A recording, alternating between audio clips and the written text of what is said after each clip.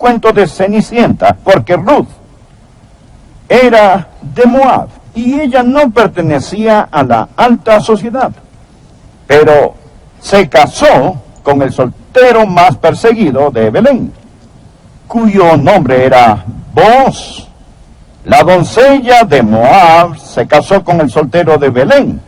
Es como un cuento de Cenicienta, realmente lo es. Y amamos las historias de amor. Unas universitarias en su dormitorio estaban orando: Señor, danos corazones limpios, danos corazones puros. Señor, danos novios. Y todas las muchachas respondieron: amén.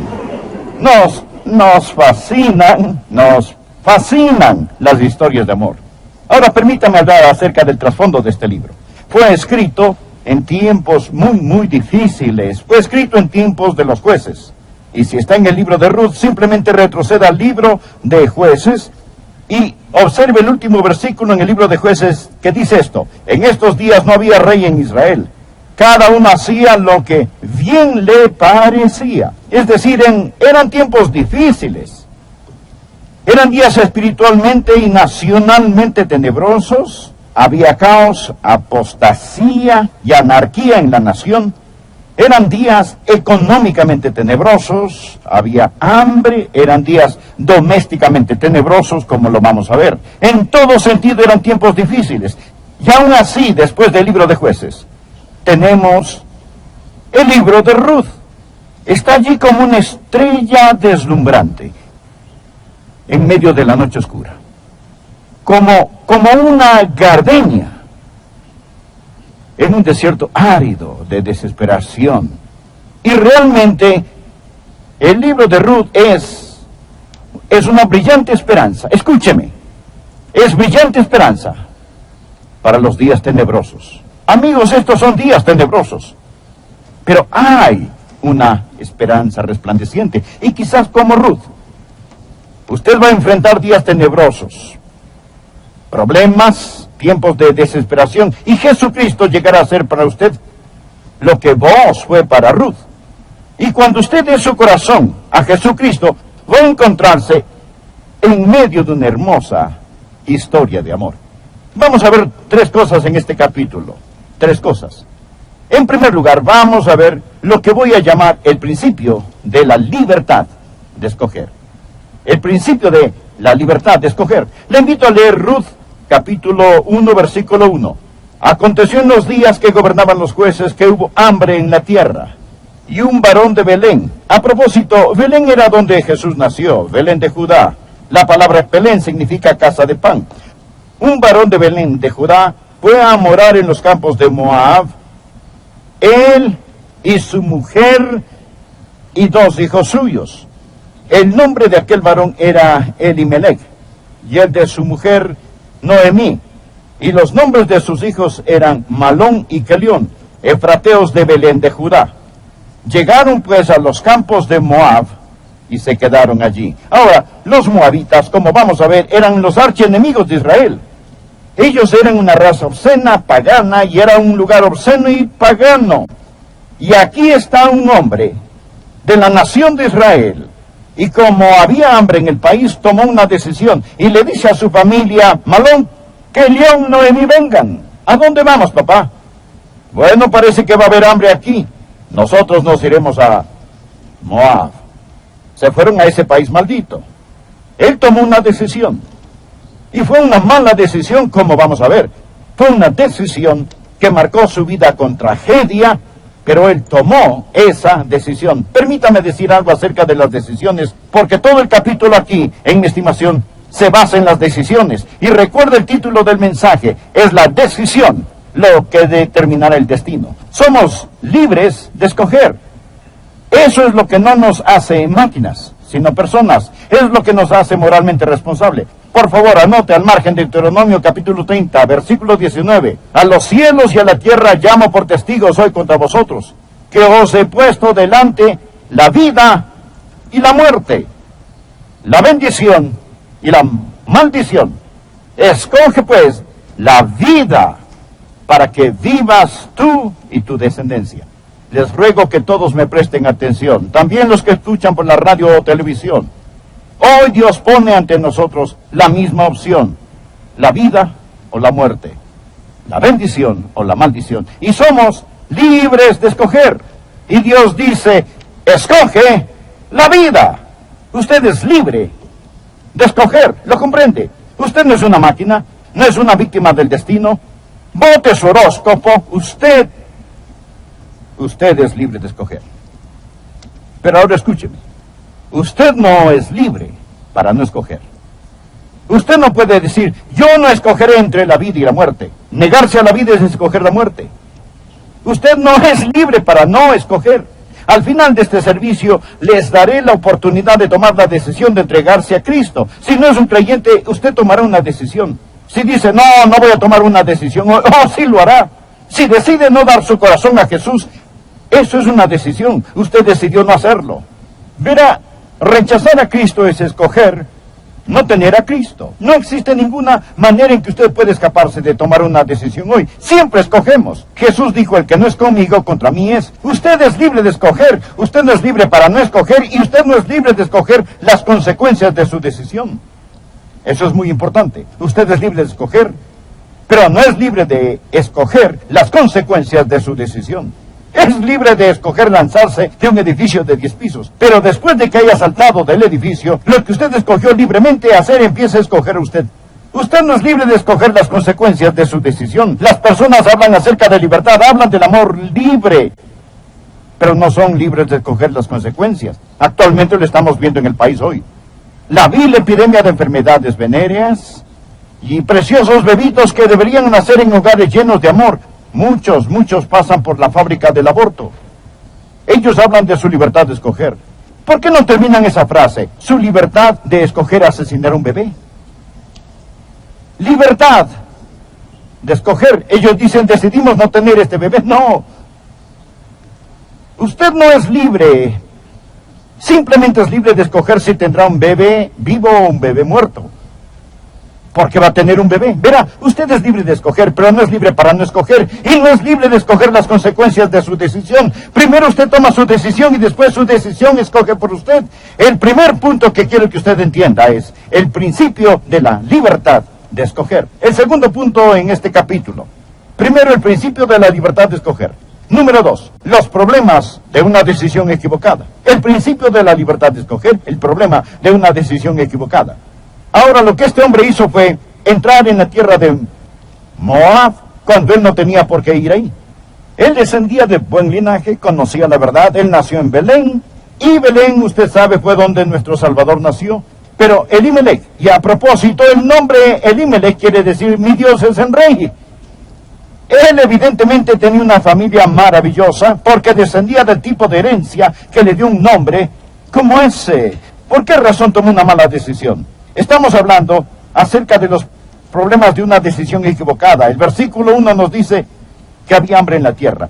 Él estaba siendo motivado por lo físico y no por lo espiritual.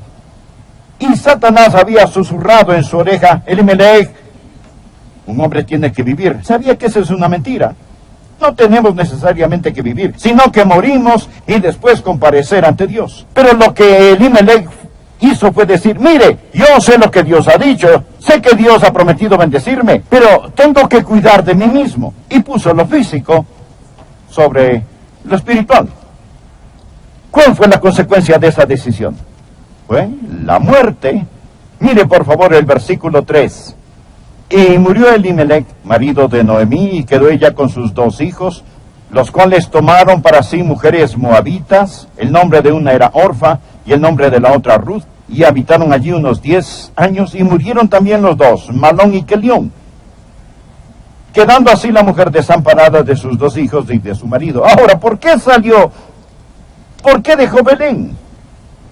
Él dejó Belén porque tenía miedo de no poder sobrevivir. Y él dejó la casa de pan y entró en el territorio del diablo. Elimelech tuvo la motivación equivocada, el método equivocado, y llega ya. ¿Y qué le pasa? Se muere. ¿Y qué le pasó a sus muchachos por los cuales tanto se preocupó? murieron. ¿Sabe lo que esto me dice, amigo? Amigo, usted no puede huir. Usted necesita ponerse en paz con Dios. Ahora, quiero pasar al tercer y más importante punto de este mensaje. Deseo que vea las bendiciones. Quiero que vea el poder de una decisión sabia. Por favor, empecemos en el versículo 7. Salió pues del lugar donde había estado, está hablando de Noemí, y con ella sus 2 nueras, y comenzaron a caminar para volverse a la tierra de Judá. Y Noemí dijo a sus 2 nueras, andad, volveos cada una a la casa de su madre. Jehová haga con vosotras misericordia, como la habéis hecho con los muertos y conmigo. Os conceda Jehová que halléis descanso, cada una en casa de su marido. La palabra descanso en hebreo literalmente significa seguridad, provisión. Luego las besó, y ellas alzaron su voz y lloraron. Bueno, ya sabe usted, cuando hay un grupo de mujeres juntas, eso es lo que van a hacer. Así que están llorando. Y le dijeron, ciertamente nosotras iremos contigo a tu pueblo. Ambas, Orfa y Ruth, dijeron, no, nosotros nos iremos contigo. Ahora veamos el versículo 11. Y Noemí respondió, volveos, hijas mías, ¿para qué habéis de ir conmigo? ¿Tengo yo más hijos en el vientre que puedan ser vuestros maridos? Volveos, hijas mías, e idos, porque yo ya soy vieja para tener marido. Y aunque dijese esperanza tengo, y esta noche estuviese con marido, y aún diese a luz hijos, ¿habías vosotros de esperarlos hasta que fuesen grandes? Incluso dijo Noemí, si tuviera un esposo, si pudiera concebir, si tuviera bebitos, ellos no podrían casarse con ustedes. ¿Habíais de quedaros sin casar por amor a ellos? No, hijas mías, que mayor amargura tengo yo que vosotras, pues la mano de Jehová ha salido contra mí. Ahora ella está culpando a Dios por sus problemas que realmente no procedían de él. Y ellas alzaron otra vez su voz y lloraron, y Orfa besó a su suegra, mas Ruth se quedó con ella. Este es un versículo muy importante. ¿Sabía que tenemos los que besan y los que se quedan? Los que besan son los que se conmueven con sentimiento, pero no realmente toman decisión de entregarse a Jesús. Y se dará cuenta que Orfa besó a su suegra, pero Ruth se quedó con ella. Ahora note el versículo 15. Y Noemí dijo, he aquí tu cuñada se ha vuelto a su pueblo y a sus dioses. Subráyelo. Vuélvete tú tras ella. ¿Se puede imaginar a una persona tan alejada del Señor como Noemí que les dijo, regresen a sus dioses paganos? ¡Qué pésimo consejo fue ese! Pero note lo que le contestó Ruth. Esta sí es una decisión sabia. Estoy hablando acerca del poder de una decisión sabia. Escúchelo. Respondió Ruth. Este es uno de los pasajes más hermosos en toda la Biblia. Si no lo tiene subrayado en su Biblia, hágalo. Respondió Ruth, no me ruegues que te deje y me aparte de ti, porque a donde quiera que tú fueres, iré yo. Y a donde quiera que vivieres, viviré. Tu pueblo será mi pueblo. Ahora presta atención, aquí está la clave de todo esto. Y tu Dios, mi Dios. Ahora recuerde que Ruth era una pagana. Ella era una mujer de Moab. Y aquí está diciendo que el Dios de Israel será su Dios. Y luego añade, donde tú murieres, moriré yo. Y allí seré sepultada. Así me haga Jehová. Y aún me añada que solo la muerte hará separación entre nosotras dos. Y viendo Noemí que estaba tan resuelta a ir con ella, no dijo más. Esta fue una decisión que determinó el destino. Cuando Ruth dijo lo que dijo, cambió su vida. Y escuche, no solo cambió su vida, sino que cambió la mía. ¿Sabía que Ruth, esta muchacha pagana, llegó a ser un antepasado del Señor Jesucristo, de acuerdo a la carne? Ella se emparentó con la línea real y, según la carne, ella llegó a ser parte de la casa de David. Ella tenía tanto en su contra. Tenía una vida maldita. La Biblia enseña que había una maldición sobre ella. Deuteronomio 23, versículo 3. No entrará amonita ni moabita en la congregación de Jehová, ni hasta la 10ª generación de ellos. No entrarán en la congregación de Jehová para siempre. La ley dice, déjenla afuera. No es digna. Tenía una vida maldita. Y vamos a ver que lo que la ley no pudo hacer. Dios abrió la cortina de la noche, dejándola abierta con la estrella de la esperanza, porque esta mujer tomó una decisión sabia. Este es todo el mensaje. Aquí tenemos todo el mensaje.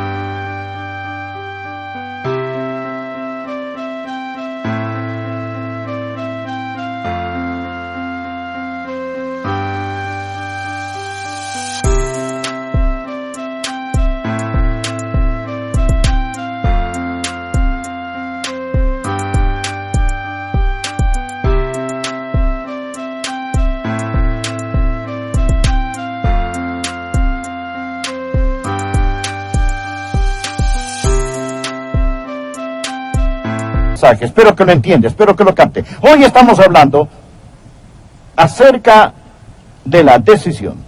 Es la decisión lo que determina el destino. Existe el principio de la libertad de escoger. Usted es libre de escoger, pero usted no es libre para no escoger. Y usted no es libre para escoger las consecuencias de su decisión. Elimelech tuvo libertad de escoger. También existe el principio de una decisión equivocada. Aquí tenemos a Elimelech. Él escogió con el motivo equivocado, el físico, en lugar del espiritual. Él escogió con el método equivocado, él andaba por la vista en lugar de andar por fe. Se fue y empezó a vivir al amo equivocado, se fue al territorio enemigo. Pero luego tenemos aquí a Ruth. Ella tenía tanto en su contra. Más sin embargo escogió y dijo, yo estoy determinada que el Dios de Israel será mi Dios. Y él hizo para ella nuevas todas las cosas. ¿Sabe lo que pasó? La doncella de Moab, como vamos a ver en el capítulo 2, se casa con el soltero codiciado de Belén. Ella llega a ser un antepasado del Señor Jesucristo y tiene todo un libro en la Biblia escrito acerca de ella, porque toma una decisión sabia. ¿Alguna vez ha decidido entregarse a Jesús? Yo estaba sentado en la iglesia bautista Northwood, sentado aquí. Mi papá estaba acá. Estábamos en una reunión de avivamiento, en nuestra iglesia. Yo nunca había ido a una iglesia. Quizá visité una o dos veces, pero alguien invitó a mis padres a una reunión de avivamiento. Ahora yo nunca fumé marihuana, o he sido adicto a las drogas, o algo así, ni cometí inmoralidad sexual. Pero yo sabía lo que era decir mentiras y tomar el nombre de Dios en vano, y tomar cosas que no me pertenecían, hacer trampa en la escuela, me metí en peleas callejeras. Necesitaba ser salvo, se lo garantizo. Mi papá estaba sentado aquí. No podía creerlo. Ahí iba mi papá. Yo amaba a mi papá, lo respetaba, él fue un gran hombre, pero no conocía a Jesús. Pero cuando mi papá se levantó, fue como si me clavaran una daga en el corazón. Y pensé, bueno, si mi papá necesita salvarse, ciertamente yo también lo necesito. Y también pasé adelante, detrás de mi papá. Dijeron, miren, ahí viene Adrián. Y nos alegramos de verlo pasar. Ellos me conocían, vivíamos en un barrio pequeño, era una iglesia pequeña, me conocían, sabían toda la historia. Me senté en la primera fila en la iglesia bautista Northwood, en ese pequeño santuario. Este era solo del tamaño de una pequeña sección de este auditorio. Y sentado al frente me hicieron unas preguntas y respondí afirmativamente. Francamente no sabía mucho, solo estaba dando todo lo que conocía de mí a todo lo que conocía de Jesús. Pero fue suficiente. He aprendido mucho más, me he arrepentido mucho más después de salvarme que cuando me salvé. Pero ¿sabe qué? Entregué mi corazón a Jesucristo. No hace muchos años regresé a esa pequeña iglesia y encontré al portero y le dije,